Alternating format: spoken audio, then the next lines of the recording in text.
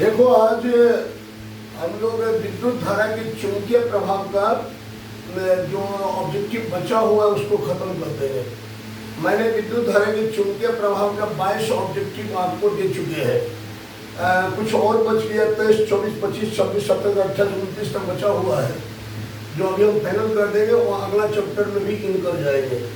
ध्यान से समझा करें। देखो यहाँ एक क्वेश्चन लिखा हुआ है कि चुंबकीय क्षेत्र बी वेक्टर में स्थित एम वेक्टर चुंबकीय आघूर्ण वाले पास द्वारा मतलब करंट लूप द्वारा अनुभव बल आघूर्ण टाउ का मान होगा।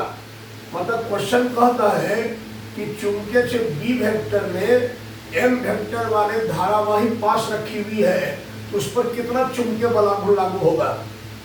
तो भाई आप चुंबकीय बल आघूर्ण का थ्योरी में पढ़ चुके हो कि धारावाही पास पर लगने वाला चुंबकीय बल आघूर्ण होता है वो होता है टाउ वेक्टर बराबर M vector cross B vector. इसलिए इसका आंसर जो होगा वो ए नंबर होगा। आप आंसर यहाँ ए लिख सकते हैं। ठीक है, हम पहले से यहाँ टिक लगा दिए थे। आज ये क्वेश्चन नंबर 24 क्वेश्चन क्या कहता है सुनिए। कहता है कि क्षेत्रफल ए वाले एक वृत्ताकार लूप के केंद्र पर क्षेत्रफल ए वाले एक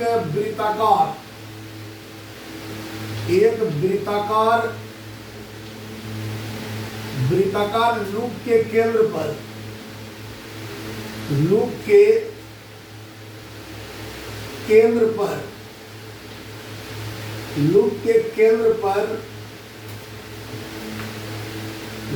केंद्र पर चुंबकीय क्षेत्र बी है।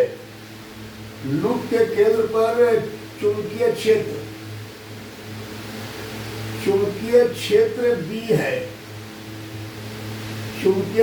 बी है। तो कहता है क्वेश्चन कि लूप का चुंबकीय आघूर्ण होगा। लूप का चुंबकीय आघूर्ण होगा। चुंबकीय आघूर्ण को किससे दर्शाते हैं? कैपिटल एम से लूप का चुंबकीय आघूर्ण होगा। लूप का चुंबकीय आघूर्ण होगा। ठीक है, आपको पता है कि धारावाही लूप का जो चुंबकीय आघूर्ण होता है वो होता है एम बराबर आई ए, जहां आई हुआ लूप में बहने वाली करंट, ए हुआ लूप का एरिया, और यदि लूप में फेरों की संख्या है तो फिर धारावाही लूप का जो चुंबकीय आघूर्ण होगा वो होगा एम बराबर आई एन ए, जहां आई होगा लूप का करंट, एन होगा लूप में तार की फेरों की संख्या, ए होगा लूप का एरिया। अब इसका ऑप्शन दे रखा है पहला नंबर बी ए बट्टा म्यू नॉट, बी ए बट्टा mu naught. B number option है B A square divided by pi mu naught, और सी नंबर ऑप्शन है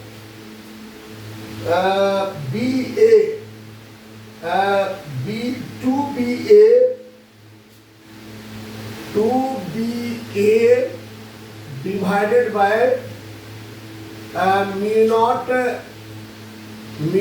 root under A by pi, और डी नंबर ऑप्शन है आपका B A root under A by pi mu naught. ध्यान से समझोगे, question अच्छा है। 2009 में पूछा भी गया है। देखो हम यहाँ हिंट दे रहे हैं। देखो क्वेश्चन कहते हैं कि क्षेत्रफल ए वाले एक वृत्ताकार लूप, जैसे मान लो कि ये है वृत्ताकार लूप, ठीक है, और ये इसका केंद्र है और ये इसका रेडियस है। अब हमको एक बात बताइए कि वृत्ताकार लूप के केंद्र पर चुंबकीय क्षेत्र कितना दे रखा है? बी दे रखा है यहाँ पर बी। अब हमको ये बात बताओ कि वृत्ताकार लूप में मैग्नेटिक फील्ड कब पैदा होती है? जब करंट फ्लो होता है। अरे बायो सेवर्ट की कहानी पढ़े है ना आप, कि जब किसी वायर में करंट फ्लो तो मैग्नेटिक फील्ड पैदा होती है। उसी टाइप से वृत्ताकार लूप में जब करंट फ्लो होता है तो उसके केंद्र पर कितना मैग्नेटिक फील्ड उत्पन्न होता है, ये आप पढ़े हुए हैं। तो मान लो कि इसमें करंट फ्लो हो रहा है आई, यही करंट क्या करता है, लूप के केंद्र पर मैग्नेटिक फील्ड पैदा करता है। अच्छा, इस लूप का एरिया कितना दे रखा है? लूप का एरिया दे रखा है, लूप का क्षेत्रफल, लूप का क्षेत्रफल दे रखा है, लूप का एरिया दे रखा है। देखो क्या दे रखा है, ए दे रखा है, ए। अब बताइए लूप कौन आकार में है? वृत्ताकार आकार में है, और इसका रेडियस आर है, तो इसका एरिया कितना हो जाएगा बताओ? इसका एरिया हो जाएगा पाई आर स्क्वायर, नहीं हो जाएगा? अब आपको बताओ कि ये लूप में जो करंट है, इस करंट के कारण केंद्र पर कितना मैग्नेटिक फील्ड होगा? तो यहां लिखेंगे लूप के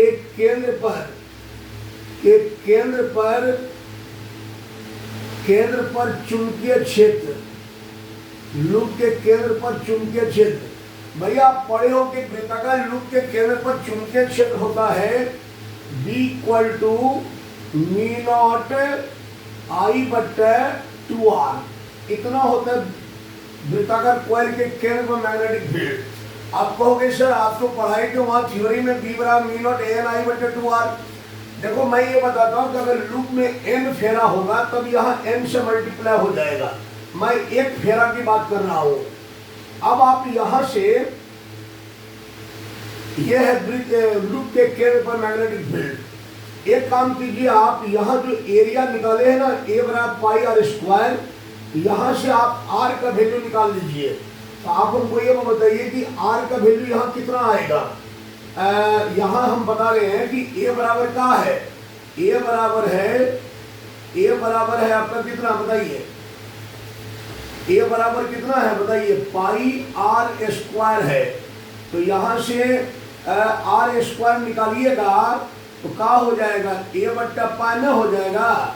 अब यहाँ से रूट वर्ग हटाइएगा तो यहाँ रूट में पड़ जाएगा, तो r का मान क्या आ जाएगा? A/π न आ जाएगा। अब आप क्या कीजिए कि यहाँ r का मान रख दीजिए आप, तो r का मान रखिएगा ना, तो यहाँ देखिए क्या आएगा? μ0 I/2R का मान आपको यहाँ रखना है r की जगह पर। r का मान कितना है आपका? √A/π है, तो यहाँ हो जाएगा A/π है √। अब √π ऊपर चल जाएगा नहीं, तो ये हो जाएगा b = क्या हो जाएगा बताइए? μ0 I, और ऊपर क्या चल जाएगा? √π चल जाएगा, और नीचे क्या बचेगा? नीचे बचेगा 2√A नहीं बचेगा, ये बचेगा। अच्छा, आपको निकालना क्या है? इस लूप का क्या निकालना है? चुंबकीय आघूर्ण निकालना है। और आप जानते हैं कि लूप का चुंबकीय आघूर्ण क्या होता है, हम यहाँ बता देते हैं, ध्यान दीजिए। लूप का चुंबकीय आघूर्ण, लूप का चुंबकीय आघूर्ण अभी तो बताए थे। लूप का चुंबकीय आघूर्ण क्या होता है एक फेरे के लिए? ये होता है M = IA होता है। तो यहाँ M बराबर क्या होता है? IA, ठीक है। M बराबर क्या होता है? IA। तो आपको यहाँ से क्या करना पड़ेगा? यहाँ से आपको निकालना पड़ेगा I का मान। ये जो आप निकाले हैं ना, यहाँ से आप I का मान निकाल लीजिए। I का मान निकालिए, क्या आएगा बताइए? I का मान निकालिए, B = μ0 I/√2√A है। तो यहाँ से I का मान निकालिएगा, तो I का मान देखिए हम यहाँ शॉर्ट कर देते हैं, आप घर पर कर लीजिएगा। I का मान निकालिए, क्या होगा? ये इधर गुना हो जाएगा, अब μ0 √π भागा में हो जाएगा, तो ये हो जाएगा आपका 2b, और नीचे वाला इधर गुना। अरे नीचे वाला ही तो 2 यहाँ आया है, √A भी तो आएगा, b यहाँ पर पहले से है, तो √A हो जाएगा। और जब ये नीचे वाला यहाँ गुना हुआ तो ऊपर में जो μ0 और √π है वो तो भागा हो जाएगा ना, तो ये हो जाएगा, क्या हो जाएगा बताइए? μ0 √π में हो जाएगा। ये निकल गया आपका I का मान। आप इसको क्या लिख सकते हैं? यहाँ रख दीजिए ना, आई का मान कहाँ रखिएगा 2b, और देखिए ऊपर भी रूट है नीचे भी रूट है, या तो आप ऐसे ही रहने दीजिए, या तो आप ऐसे ही रहने दीजिए। देखिए आप दोनों रूट में है कि नहीं, ऊपर वाला भी रूट में नीचे वाला भी रूट में, तो आप रूट में एक साथ करके लिख सकते हैं।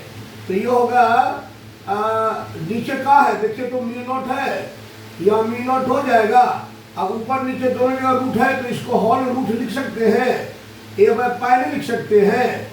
और यहाँ पर देखिए कहाँ रखे हैं, ये आई का मान कहाँ रखे, यहाँ रखे। देखिए ये आई का मान जो है हमने यहाँ रखे हैं।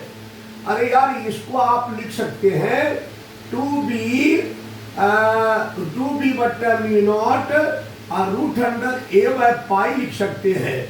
और आपको ये आई का मान यहाँ रखना है m बराबर आई ए में, तो यहाँ रखिएगा ना आई का मान, तो आई का मान तो इतना रखिएगा, और मल्टीप्लाई में क्या है, मल्टीप्लाई में a है, तो ये m बराबर हो जाएगा, a को आगे ले लीजिए 2ba, अब बाय का है म्यू नॉट और इनटू में का है बताइए, a बाय पाई ना है, रूट अंडर a बाय पाई।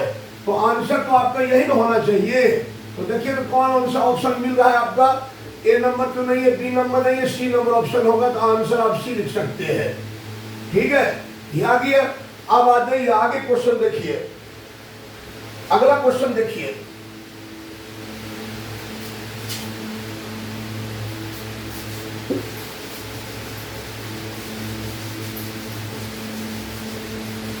देखिए अगला क्वेश्चन क्या कहता है आपको, अगला क्वेश्चन कहता है, क्वेश्चन नंबर आपका है 25, क्वेश्चन नंबर 25 क्या कहता है सुनिए। कहता है एक आवेशित कण को विराम से, एक आवेशित कण, एक आवेशित कण, आवेशित कण को विराम से, विराम मतलब रेस्ट, विराम से एक समान चुंबकीय क्षेत्र विद्युतीय क्षेत्र में, विराम से एक समान चुंबकीय क्षेत्र, चुंबकीय क्षेत्र वह विद्युतीय क्षेत्र या विद्युत क्षेत्र लिख दीजिए, वह विद्युत क्षेत्र, वह विद्युत क्षेत्र में जो एक दूसरे के समांतर है, के समांतर है, छोड़ा जाता है, समांतर है छोड़ा जाता है, छोड़ा जाता है, छोड़ा जाता है, कण की गति होगी, कण की गति होगी, गति होगी, कण की गति होगी। नंबर ए, नंबर ए में है सरल रेखा। सरल रेखा मतलब समझ रहे हो ना, सरल रेखा मतलब सीधी रेखा। सरल रेखा में 2 नंबर आपका क्या ऑप्शन दे रखा है, 2 नंबर दे रखा है वृत्त में, वृत्त में। और सी नंबर में क्या आंसर है, तो है हेलिक्स, हेलिक्स, हेलिक्स में। हेलिक्स मतलब क्या होता है पता है ना, कुंडली होता है, कुंडली नुमा, कुंडली नहीं कुंडली नुमा।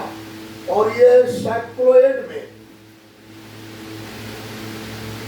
साइक्लोएड में, साइक्लोएड का मतलब वो चक्रण में। ठीक है, अब क्वेश्चन क्या कहता है सुनिए। कहता है एक आवेशित कण को विराम से एक समान चुंबकीय क्षेत्र में, चुंबकीय क्षेत्र व विद्युतीय क्षेत्र में जो एक दूसरे के समांतर है छोड़ा गया है, कण की गति होगी। आप ये वो बताइए, ध्यान से सुनिए, एक वस्तु फिर से पढ़ लेते हैं। एक आवेशित कण को विराम से एक समान विद्युत क्षेत्र, एक समान चुंबकीय क्षेत्र और विद्युत क्षेत्र में जो एक दूसरे के समांतर है छोड़ा जाता है, कण की गति होगी। आप हमको ये बताइए, अगर आप कण को, आवेशित कण है ना, उसको विद्युत चुंबकीय क्षेत्र जो एक दूसरे के समांतर है उसमें छोड़िएगा तो विद्युत क्षेत्र उसको बल लगाएगा, लेकिन चुंबकीय क्षेत्र नहीं लगाएगा। क्यों? क्योंकि आप पढ़े हैं कि कण यदि चुंबकीय क्षेत्र में रेस्ट में हो तो चुंबकीय क्षेत्र द्वारा उसमें कोई फोर्स नहीं लगता है। पढ़े कि नहीं पढ़े हैं? हम स्वयं पढ़ाए हैं कि यदि आवेशित कण चुंबकीय क्षेत्र में रेस्ट में छोड़ा जाए तो उस चुंबकीय क्षेत्र द्वारा उस आवेशित कण पर कोई फोर्स नहीं लगता है। लेकिन आप यदि विद्युत क्षेत्र में रेस्ट चार्ज को छोड़िएगा ना तो विद्युत क्षेत्र क्या करेगा? उस पर फोर्स लगा देगा। अब विद्युत क्षेत्र जब फोर्स लगाएगा तो आपको तो यह कोई नहीं रहा है कैसा आवेश है। अगर धन आवेश रहेगा तो विद्युत क्षेत्र अपोजिट भागेगा, विद्युत क्षेत्र की दिशा में जाएगा। अगर ऋण आवेश रहेगा तो विद्युत क्षेत्र अपोजिट जाएगा। तो विद्युत क्षेत्र अपोजिट कैसे जाएगा? घूम घूम करके नहीं, स्ट्रेट जाएगा। तो इसका आंसर जो होगा ना वो ए नंबर होगा। तो आप आंसर ए लिख सकते हैं सरल रेखा में। आ जाइए नेक्स्ट क्वेश्चन की बात करते हैं।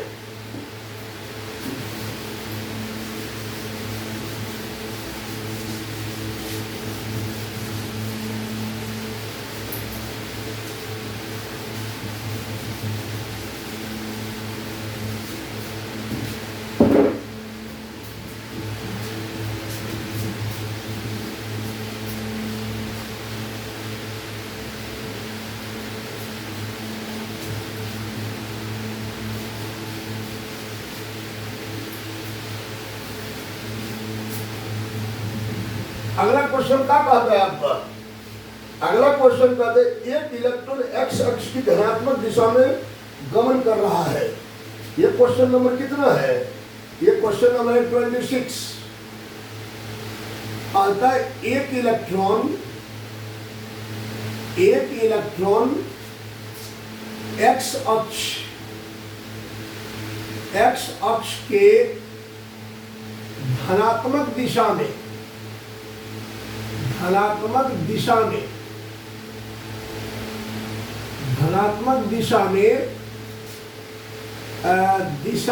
गमन करता है। गमन मतलब होता है चलना, गमन करता है मतलब चलता है, गमन करता है। ठीक है, आगे बात कीजिए। y अक्ष की ऋणात्मक दिशा में एक समान विद्युत क्षेत्र मौजूद है। y अक्ष के ऋणात्मक दिशा में मतलब नेगेटिव डायरेक्शन में, ऋणात्मक दिशा में, y अक्ष के ऋणात्मक दिशा में एक समान विद्युत क्षेत्र मौजूद है। एक समान विद्युत क्षेत्र मतलब इलेक्ट्रिक फील्ड जिसको ई वेक्टर दर्शाती हो, विद्युत क्षेत्र मौजूद है। क्षेत्र मौजूद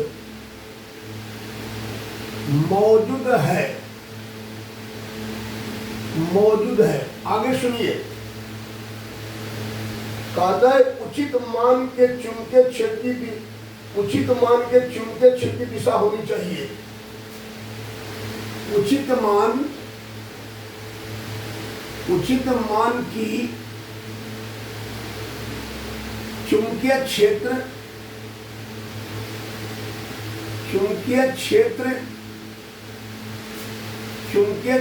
की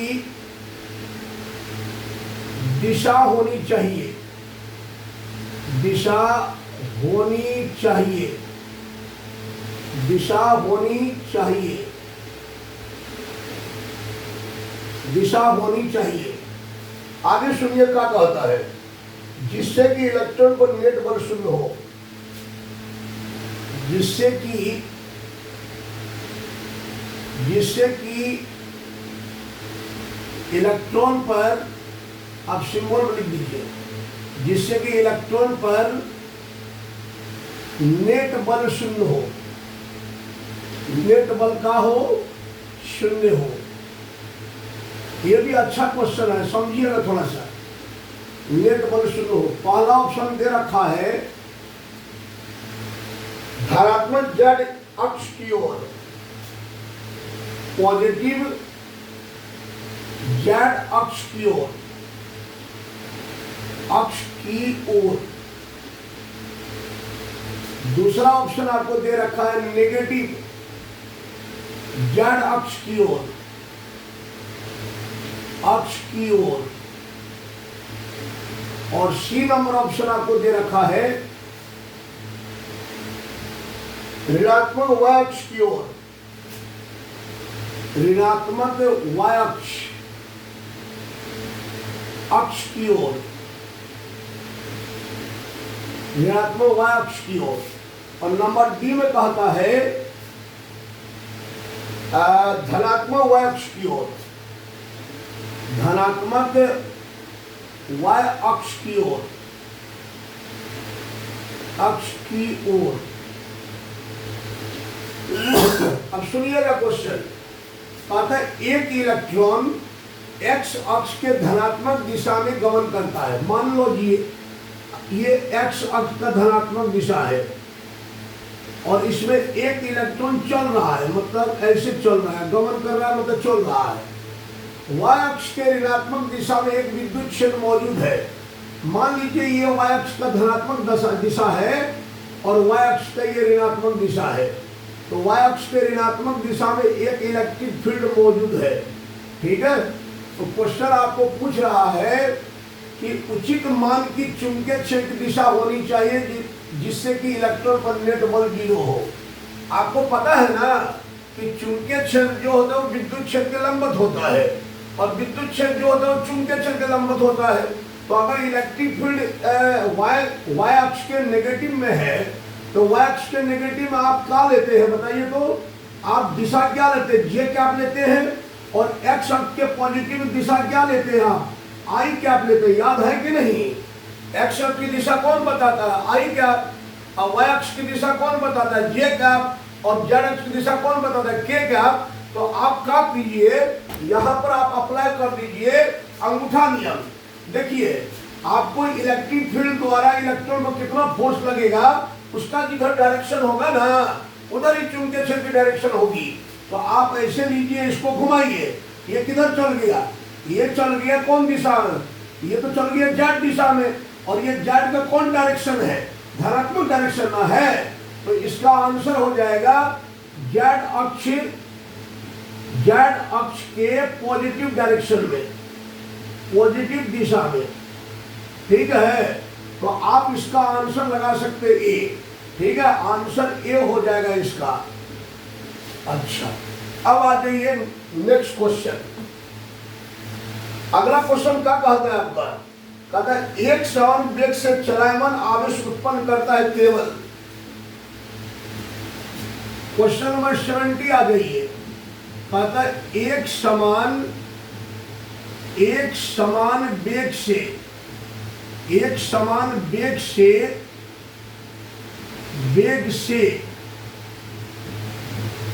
एक समान वेग से चलायमान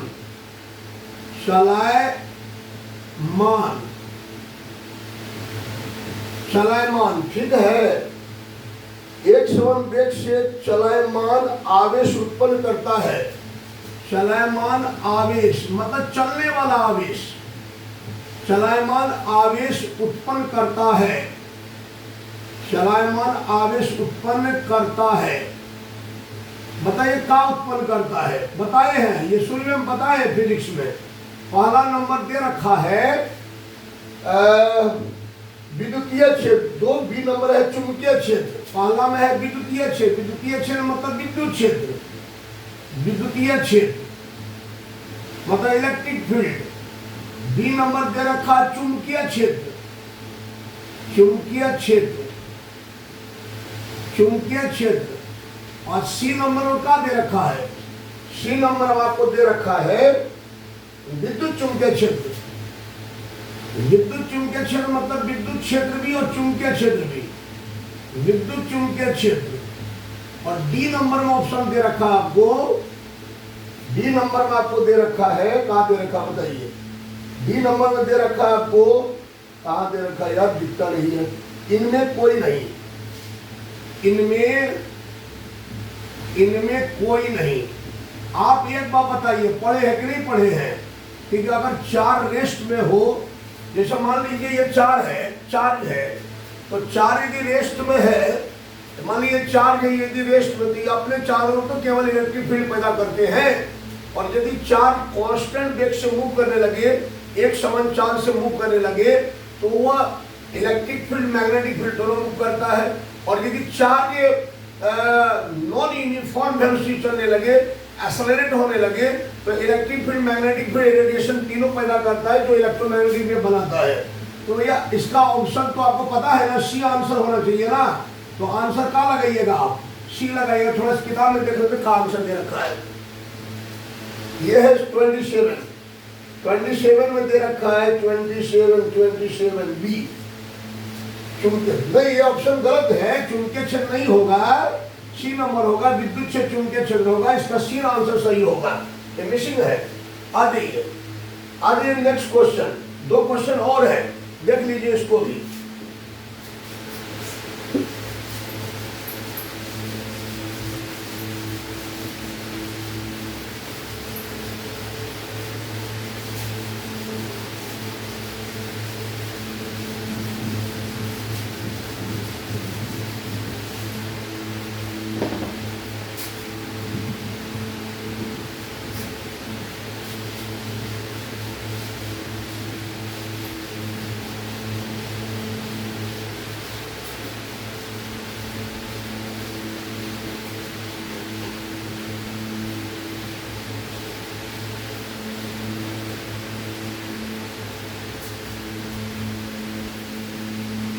दिया तो फिर क्या कहता, सुनिए क्वेश्चन। यह है क्वेश्चन नंबर आपका कितना है? यह है 28, क्वेश्चन नंबर 28। क्या कहता सुनिए, कहता एक प्रोटॉन 5 टेस्ला के एक समान चुंबकीय क्षेत्र, एक प्रोटॉन 5 टेस्ला टेस्ला का होता है चुंबकीय क्षेत्र के ऐसा ही मात्र होता है। एक समान चुंबकीय क्षेत्र की लंबवत दिशा में 5 टेस्ला क्या है, 5 टेस्ला के एक समान 5 टेस्ला के एक समान चुंबकीय क्षेत्र, एक समान चुंबकीय क्षेत्र, चुंबकीय क्षेत्र ठीक है, क्षेत्र की दिशा, क्षेत्र की लंबवत दिशा में, क्षेत्र की लंबवत दिशा में, लंबवत दिशा में, लंबवत दिशा में ठीक है, लंबवत दिशा में 4 गुना 10⁻⁷, लंबवत दिशा में 4 गुना 10⁻⁷ का लिखा है, मीटर पर सेकंड के वेग से प्रवेश करता है, मीटर सेकंड इनवर्स के वेग से प्रवेश करता है, वेग से प्रवेश करता है, वेग से प्रवेश करता है ठीक है। आगे सुनिए क्या कहता है, प्रोटॉन पर क्रियाशील चुंबकीय बल का मान है, प्रोटॉन पर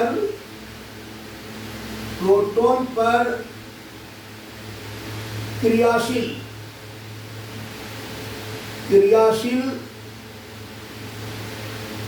चुंबकीय बल का मान है, बल का मान है,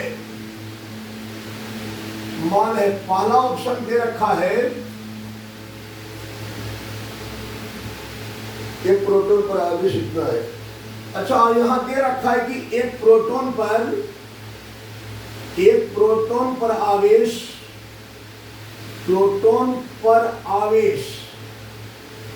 एक प्रोटॉन पर आवेश दे रखा है आपको, एक प्रोटॉन पर आवेश कितना दे रखा है, बराबर दे रखा है 1.6 गुना 10⁻⁻19 कूलम। ये तो पहले से पता है हम लोगों को, ठीक है। अच्छा, ऑप्शन दे रखा है यहां पर 3.2 गुना 10⁻30 न्यूटन, 3.2 गुना 10⁻⁻13 न्यूटन। अच्छा, बी नंबर ऑप्शन का है, बी नंबर ऑप्शन है आपका 3.2 गुना 10⁻11 न्यूटन। और सी नंबर ऑप्शन का है, सी नंबर ऑप्शन दे रखा आपको 2.3 गुना 10⁻13 न्यूटन। और डी नंबर ऑप्शन का है, बताइए। डी नंबर ऑप्शन है आपको 3.0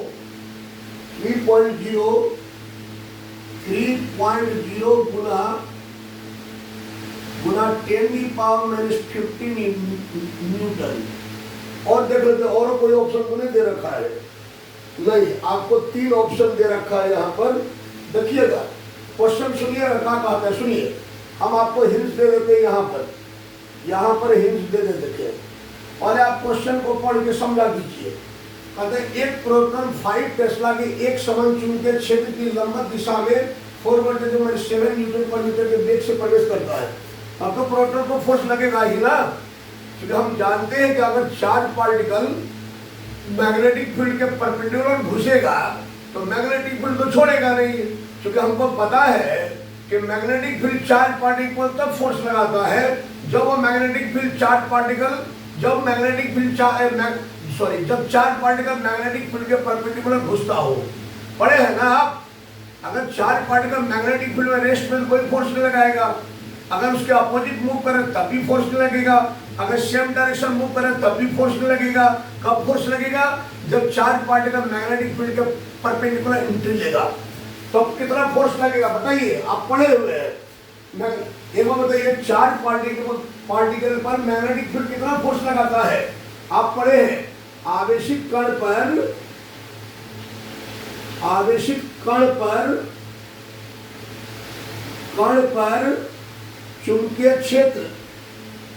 चुंबकीय क्षेत्र द्वारा लगने वाला कौन सा बल बोलते हैं इसको? चुंबकीय बल, लगने वाला चुंबकीय बल। पढ़े हैं आप? आपको पढ़ा हुआ है, आप पढ़े बताइए। F बराबर QVB sin थीटा। लेकिन एक बात बताइए कि प्रोटॉन जो घुस रहा है मैग्नेटिक फील्ड में, वो कैसे घुस रहा है? देखिए तो लंबवत घुस रहा है, तो थीटा का मान क्या हो जाएगा? थीटा का मान हो जाएगा 90 डिग्री। तो आप यहाँ पुट कीजिएगा तो QVB sin 90 ना हो जाएगा। और sin 90 का मान कितना होता है? आपको पता है कि sin 90 का मान 1 होता है, पता है कि नहीं? तो ये तो 1 हो जाएगा, तो ये हो जाएगा F बराबर QVB। अब बताइए Q कितना दे रखा है आपको? Q क्या हुआ? Q तो प्रोटॉन में घुस रहा है, तो प्रोटॉन कितना चार्ज होगा? अब प्रोटॉन का चार्ज कितना दे रखा है? 1.6 गुना 10⁻19 कूलम। तो Q जब रखिए 1.6 गुना 10⁻19 कूलम को बात में रखिएगा। अच्छा, V कितना देगा बताइए? कितना वेग से घुस रहा है प्रोटॉन? 4 गुना 10⁻7। तो आप यहाँ V की जगह रखिए 4 गुना 10⁻7। अब मल्टीप्लाई, जिस मैग्नेटिक फील्ड में घुस रहा है वो मैग्नेटिक फील्ड कितना दे रखा है? 5 टेस्ला। तो आप यहाँ रख दिए 5 टेस्ला। तो F बराबर कितना हो जाएगा बताइए? अगर इसका पॉइंट हटाइएगा आप तो बताओ क्या होगा? तो ये हो जाएगा 16, और यहाँ एक 0 बढ़ जाएगा तो -10 हो जाएगा, और ये हो जाएगा 5 का 20 गुना 10⁻7 हो जाएगा। अब ये हो जाएगा, आप बताइए 20 है ना, तो एक 0 इसके साथ ले सकते हैं ना आप, तो 16 32 हो जाएगा, और ये गुना 10⁻−10, और एक 0 इसका इसमें ले लिया तो 10⁻6 हो गया। तो ये F बराबर कितना हो जाएगा? 32 गुना, आप बताइए ये 10 6 16 हो जाएगा, 10⁻⁻16 हो जाएगा। और चूंकि आपका ऑप्शन तो पॉइंट में दे रखा है ना, तो आप यहाँ का पॉइंट यहाँ शिफ्ट कर दीजिए, तो ये f बराबर हो जाएगा 3.2। अब गुना कितना पॉइंट, कितना अंक शिफ्ट किए, एक अंक ना शिफ्ट किए हैं, तो 1 जीरो यहाँ घट जाएगा, 10⁻15 न्यूटन हो जाएगा। तो आप देखिए कौन सा ऑप्शन आपका चेंज कर रहा है, कौन सा ऑप्शन चेंज कर रहा है। ये तो गड़बड़ हो गया भैया, एक भी ऑप्शन में चेंज कर रहा है। देखिए कौन सा ऑप्शन सही है आपका। ये 28 यहाँ दे रखा है 10 के पावर में 11। ये कैसे दे रखा है, यहाँ पर पॉइंट हटाइएगा तो 10 से भागा लगेगा, और 10 ऊपर, यदि 10 ऊपर जाएगा 10 को -9 है यहाँ। ओहो, यहाँ पर गड़बड़ रखे है ना, 4 का मान तो 1.6 -19 कूलम ना है, आप रखे 1.6 -9, तो गड़बड़ तो होगा ही ना। तो यहाँ पर क्या हो जाएगा, पॉइंट हटाएंगे 10 से भागा 10 ऊपर जाएगा तो यहाँ 20 हो जाएगा। अरे 19 पावर पहले से है, और यहाँ पॉइंट हटा करके आप 10 को ऊपर लेके जाइए तो यहाँ -20 ना हो जाएगा। अब आप देखिए सही हो जाएगा। अब बताइए यहाँ कितना है, 10 के पावर -20, और यहाँ 20 था, 20 में 1 जीरो इसमें दे दिए तो 16 दूना 32 हो गया।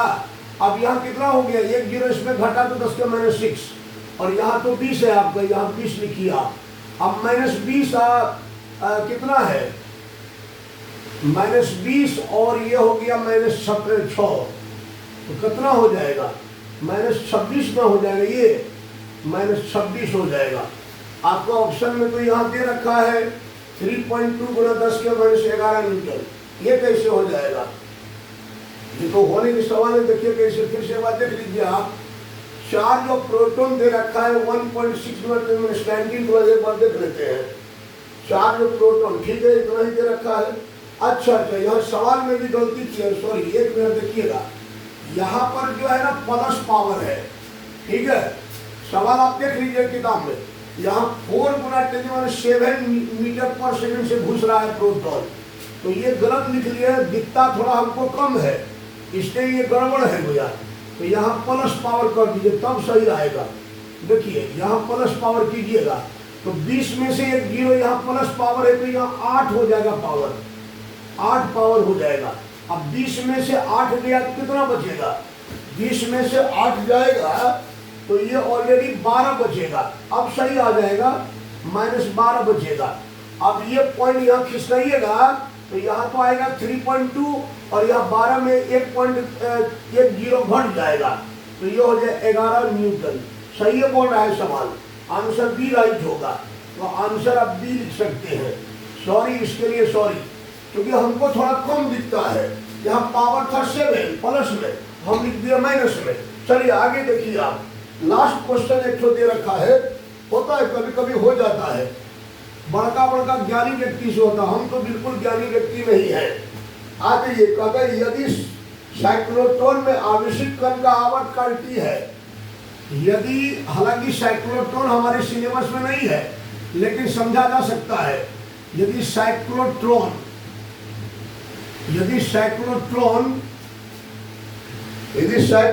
में आवेशित कण का आवर्तकाल, यदि साइक्लोट्रॉन में आवेशित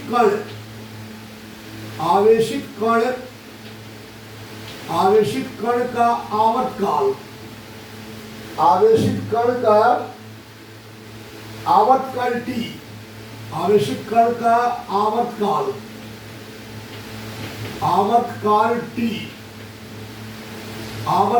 T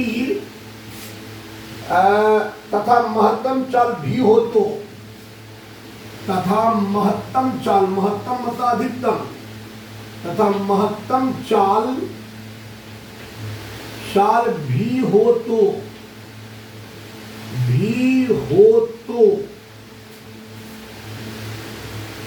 ये 2023 में पूछा है। तो नंबर ए ऑप्शन है T समानुपाती भी, और बी ऑप्शन है, बी ऑप्शन क्या है आपका, T समानुपाती भी स्क्वायर, और सी ऑप्शन है आपका T समानुपाती 1/v, और डी ऑप्शन आपको क्या दे रखा है, ये दे रखा है टी व्युत्क्रमानुपाती 1/v²।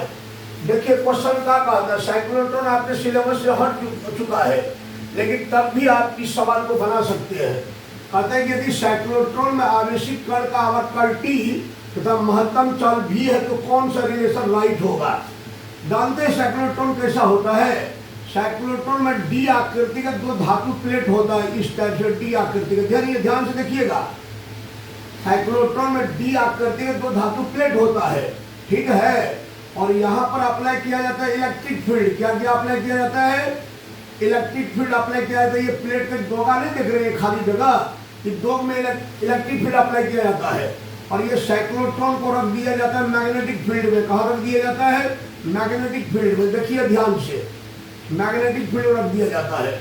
देखिए यहाँ दो फील्ड है, एक तो मैग्नेटिक फील्ड है और एक इलेक्ट्रिक फील्ड है। ये आपका इलेक्ट्रिक फील्ड है और ये है मैग्नेटिक फील्ड।